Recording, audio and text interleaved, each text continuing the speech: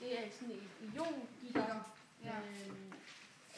Og de er bygget af metalioner og ikke metalioner.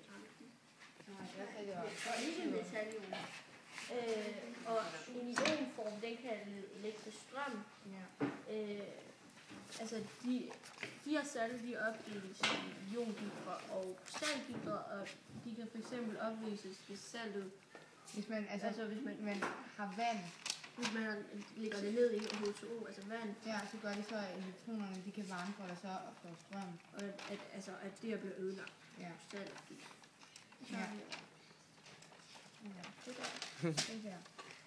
Og nogle sammensatte ioner, det er sulfat-ion, karbonat-ion, nitrat og ammonium. Ion. Og hvad hedder det? Ja. Men så har vi lavet nogle forsøg. Og her der har vi.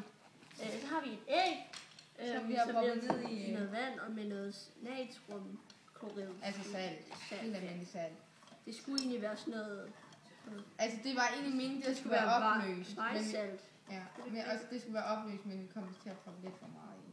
Ja. Det er ikke, man kan ikke så godt se det, fordi det er ikke rigtig opløst. Men det. Og så, altså det beviser så, at at ægget kunne flyde. Ja, og altså sådan i gamle dage, når man sådan selv lavede salt, så tit så var det sådan, at der ikke var sådan nok salt i vandet, så det kunne ikke betale sig. Og udvikle sig. Ja. Så hvis man tog det der æg i, så kunne man så vide, om det kunne betale sig. Så hvad gør saltet med vandet? Det gør sådan, at det kan flyde. Altså er vandet ved, altså det tyngre. Ja. Vandet ved tungere. Ja. Nu kan vi bare ikke se det ordentligt. Nej. Og så heroppe. Det her, det er det er så jernklorid, som vi har proppet i vand.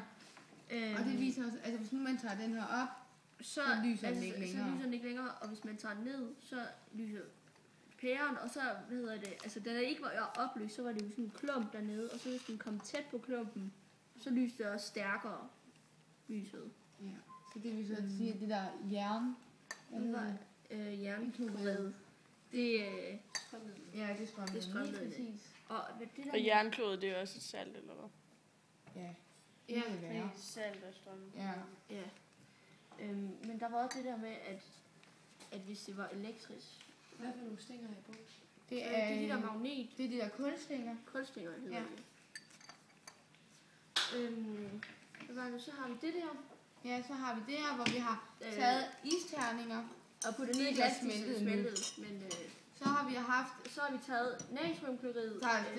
Det skulle være vejsalt, men det er bare sådan almindelig salt, vi hedder ikke andet. Ja, og kaliumnitrat og urinstof. Og så skulle vi så bevise, at en af de her tre, der var mest effektive. Og det var helt klart, eller ikke helt klart, det var det der vejsalt. Almindelig salt. Men nu er temperaturen så steget igen. Men den var på 0, og de andre var lidt lavere end 0. Nej, de var lidt højere. Højere. Så det vil sige, at det salt er mest effektivt, og det når det bliver opløst. Temperatur, eller jeg forstår det ikke. Nå, men altså, det er det der hurtigt smelter is. Vand i is. Ja. Altså laveste temperatur. Ja. Det er den. Når den er nede. Det er vejsalt. Ja. Men det er altså kun sådan 1 grad, vi snakker om forskel. Så der er ikke så meget forskel. Det er noget med deres frysepunkt, gør. Det er et godt spørgsmål. Det tror jeg. Det tror jeg også. Anne? Hvor er hun? Hun sagde noget med, der var en eller anden med sol. Ja, jeg kan ikke huske det. For i morgen. Bærer jeg til i morgen. Ja, det er rigtigt. Hvad får vi i morgen? Kanelsnegl. Nej, men vi får bevise, hvad for en af de her tre, der er mest effektive. Og det har så været... Ja. Hvad for en sand der? Hvad for en... Så der har kun været isterninger dernede i, der har ikke været noget vand? Nej. Det er fordi, det er smeltet. Okay. Og så har vi det sidste forsøg. Altså, nu har vi ikke lavet det, men...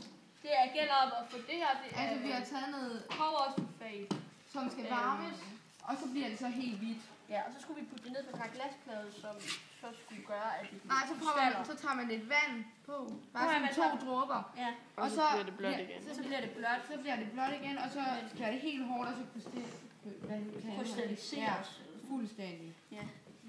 Jeg ved ikke. Hvad var det for et stof, I varmede op, sagde I? Det var Korsulfat. Det hedder også CuSO4. Jeg ved ikke, om der er så meget mere. Så har vi ikke rigtig mere. Er der gået 10 minutter? Der er gået 5 minutter. Jamen, de andre, de får mere tid. Skal vi så ikke bare gå videre? Jo, fordi vi har alligevel... Altså, vi skal også... Jo, lad os bare gå videre. Godt, så lad os gå.